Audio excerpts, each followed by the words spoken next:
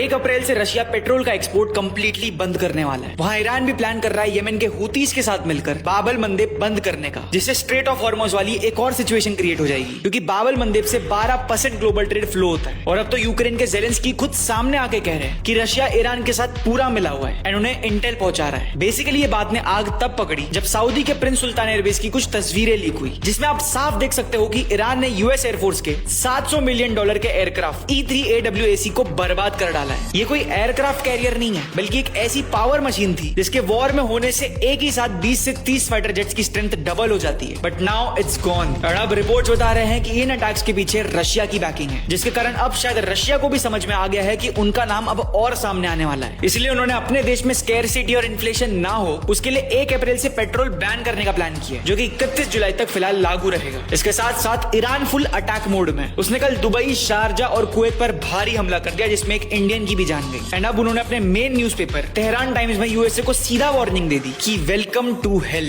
इसे देख के इजराइल ने तो पहले ही बोल दिया कि वो अपने ट्रूप्स को ऑन ग्राउंड नहीं भेजने वाले, बट ट्रंप रेडी है टू सैक्रिफाइस 50,000 यूएस सोल्जर्स। और सबसे आयरनी की बात तो यह है कि इतना सब करने के बाद भी ही इज सेइंग कि आज तक ऐसा कोई आया ही नहीं है जो नोबेल पीस प्राइज को मुझसे ज्यादा डिजर्व करता हो। I can't think of anybody in history that should get the Nobel Prize more than me, and I don't want to be bragging, but nobody else settled wars. Obama got the Nobel Prize. He had no idea why. He still. USA में Trump के खिलाफ protest बढ़ते हुए दिख रहे हैं, but he doesn't seems to be affected. आपको क्या लगता है, सबसे पहले रीजिम चेंज ईरान में होगा या यूएसए में? जो भी होगा, बट एक बात तो पक्की है कि उन सब की जानकारी आपको सबसे पहले मिलेगी इंडियन लास्ट 24 आवर्स के पेज पे। यहाँ पोस्ट के थ्रू हर ब्रेकिंग न्यूज सबसे पहले बताई जाएगी। फिर शाम 6 से 7 के बीच पूरे दिन की न्यूज एक डेडिकेटेड वीडियो में कवर होगी। एंड फिर दिन के आखिर में आएगी एक ऐसी डिटेल्ड वीडियो जिसमें वॉर के सारे अपडेट्स एकदम फैक्ट चेक के साथ कवर होंगे। इसीलिए कह रहा हूं, ज्यादा सोचो मत, फॉलो कर दो इंडियन लास्ट 24 आवर्स को अभी के अभी।